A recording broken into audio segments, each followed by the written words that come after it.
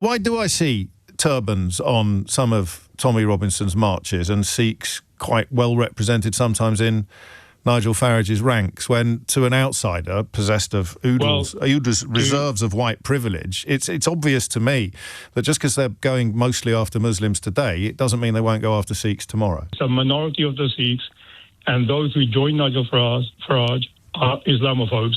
Right. Islamophobes. So my enemy's enemy is my friend. So basically, we as Sikhs stand with anybody who's struggling. It doesn't matter. We stand with our Muslim brothers and sisters when they're being targeted for the last several years, and especially when they raise the issue for Gaza, they get arrested, they get pushed, they get prosecuted. And that is a targeting Muslim communities.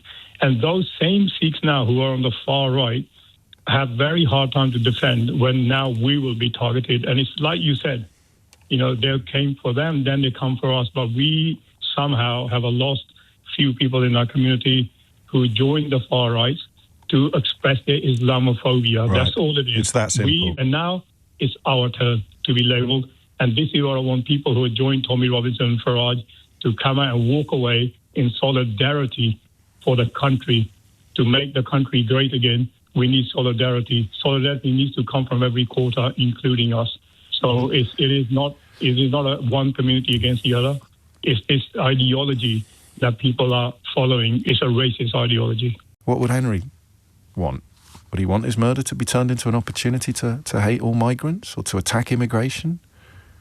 I don't know. I very, very much doubt it. His family have spoken with absolute dignity and decorum at every turn. We do not want his death to be used to create further division, hatred or tension.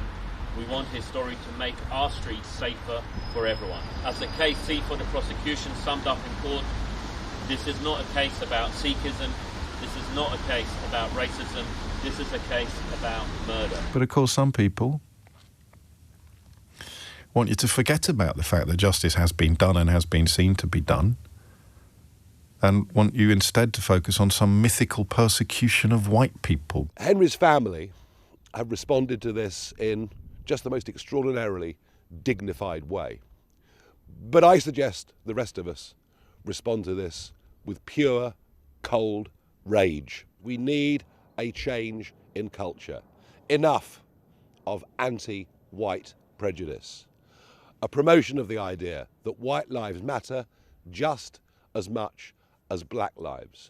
Oh, I don't know. I too have a Henry who was attacked in 2007 by a group of Asian kids, and young men. And I'm very lucky that my Henry survived.